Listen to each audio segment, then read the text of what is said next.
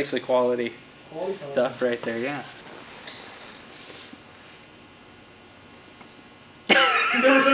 I know.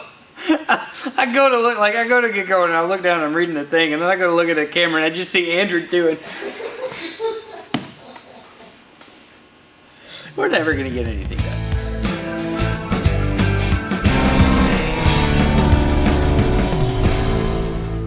Hey everybody, welcome back to the shop. We're here getting ready to go to VIR South for the Champcar Endurance Series 12-hour race.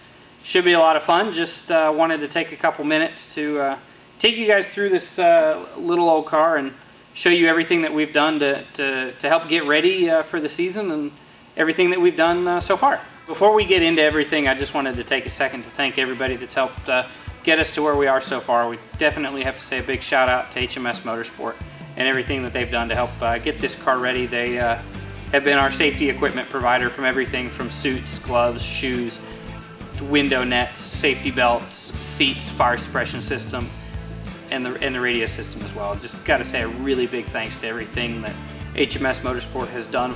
Also got to take a second to thank my amazing company, Berkshire Hathaway Home Services, Carolina's Realty, for everything that they do to help me get to go out and have some fun. You know, without them, racing wouldn't be possible as much as I want it to be. It's really, really great, and I'm truly blessed and thankful to have the ability to work for such a great company that allows me to have such flexibility. So one of the big things that we had to do when we got this car over the summer last year, 2019, was convert it from a sprint racing spec car to an endurance racing car.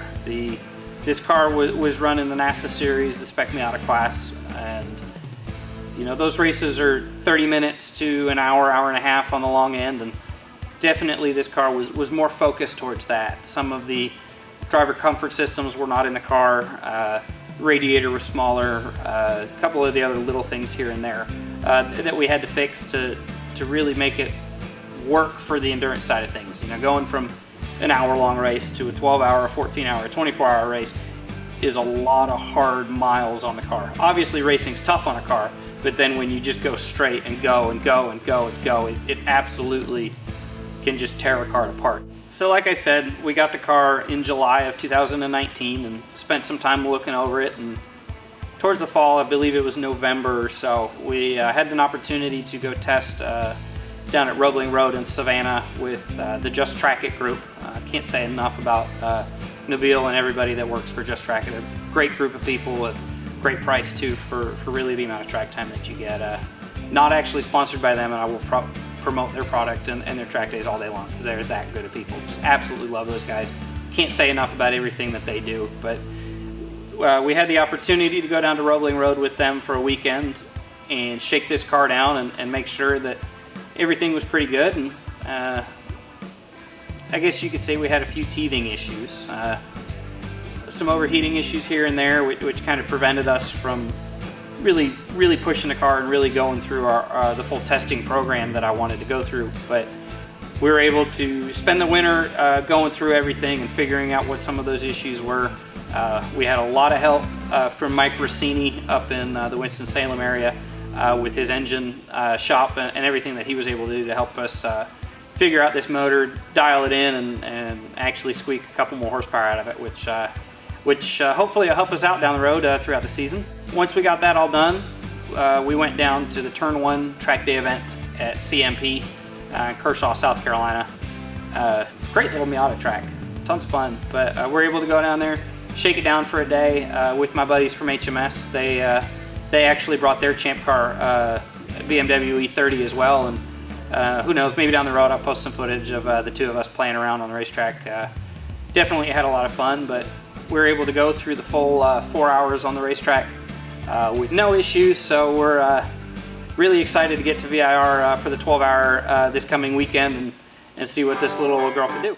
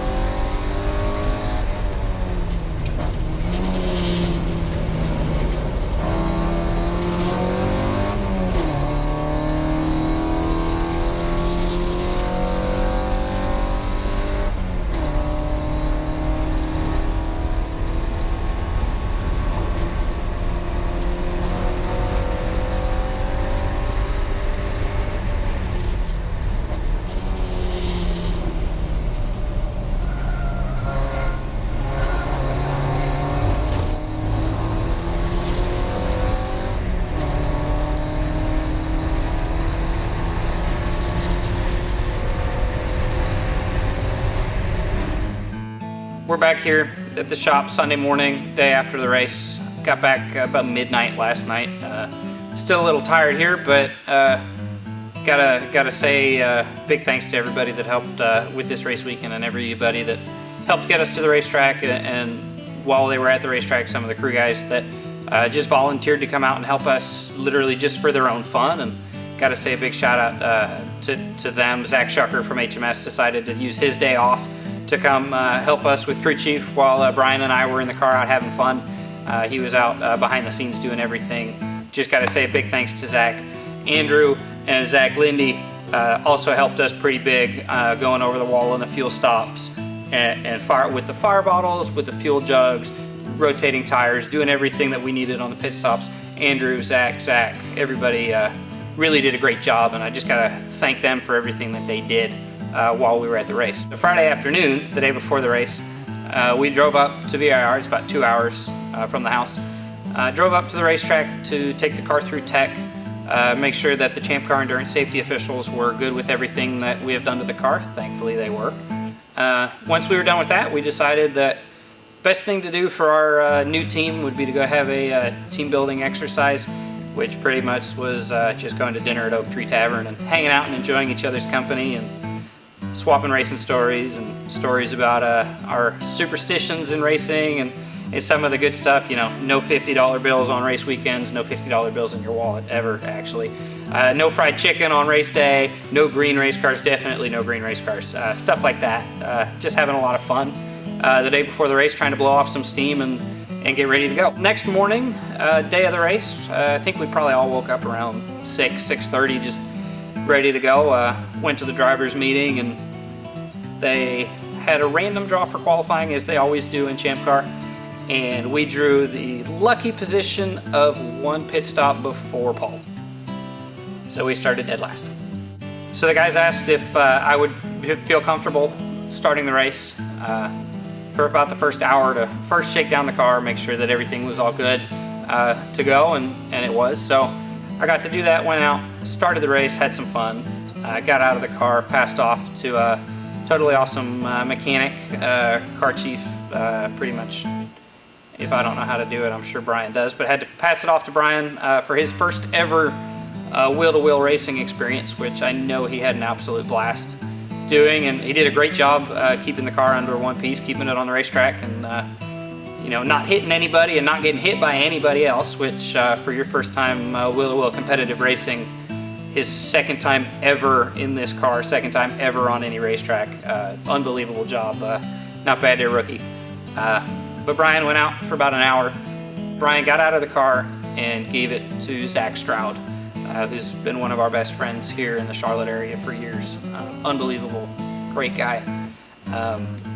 He ran out probably for 2 hours, and maybe, you know, just past halfway in his stint, he radioed to us that he had a slight vibration coming from the right rear, and definitely was something he could drive through. Just wanted us to take note of it and to keep an eye on it for the rest of the race.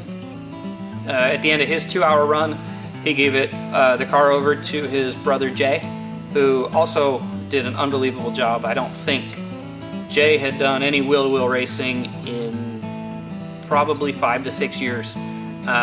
I know he was texting me the whole week leading up to the race, asking for tips to kind of refresh his memory on the heel-toe downshifting technique, just to make sure that he was all comfortable in the car and was able to do everything in the car that he needed to do to help get it to the end.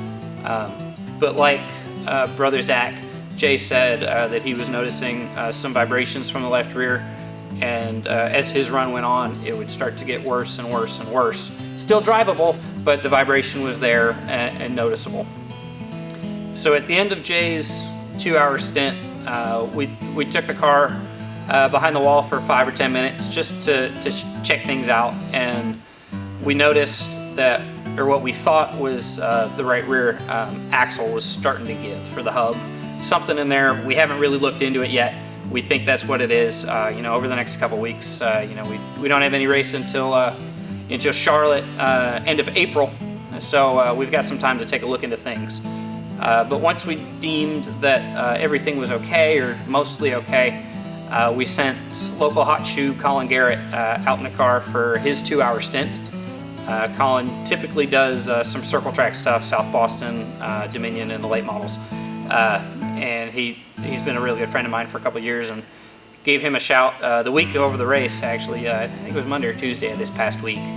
Asked him if he wanted to show up and hang out with us, have some fun, and he said heck yeah. So we gave Colin 2 hours in the car, and maybe about the last half hour of his run, he kept saying on the radio every other lap, you know, hey guys, this is getting worse. At that time, you know, Colin always being the professional driver that he is, and that's why I've got nothing but respect for him, and that's why I wanted him to come race with us on the, you know, our first run. We got up underneath it and we looked, and again it was starting to give. We probably could have finished the race. At this time when Colin pulled in, there were only 4 hours to go in the race. Like I said, we probably could have finished the race. We didn't think it was smart or safe to continue, you know, for our safety, for the safety of the car, for the safety of others, the track workers. It was not worth the risk. And I don't know how many times I can say that. If you think something is wrong with your car, it is never, ever worth the risk. Always err on the side of caution. Obviously, we wanted to make the checkered flag and run all 12 hours, and calling it 4 hours early on a safety concern, mechanical safety concern, is not what anybody wants to do, but unfortunately sometimes that happens, and that's racing, and we've all been around long enough to understand that stuff like that happens. But that said, the whole point of racing this weekend was to honor the memory of our dear friend Jim Stroud.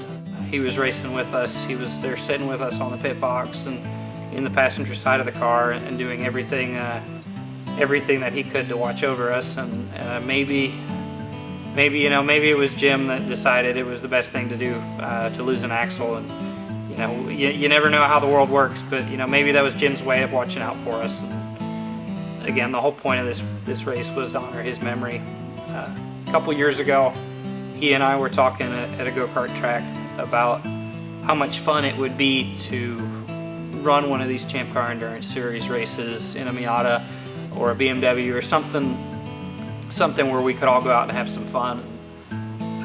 He told me that to kind of keep it a little bit quiet, and I don't know if Zach and Jay knew that Jim had wanted to do a race with all of us together, and that was really the whole point of this weekend, was to go out and have fun with my big racing family, and to honor the passing and the life of one of our best friends. And that was the whole point of going to the racetrack. And Jim, we love you. We know you're looking down on us, and just can't say thanks for watching out over us at the track.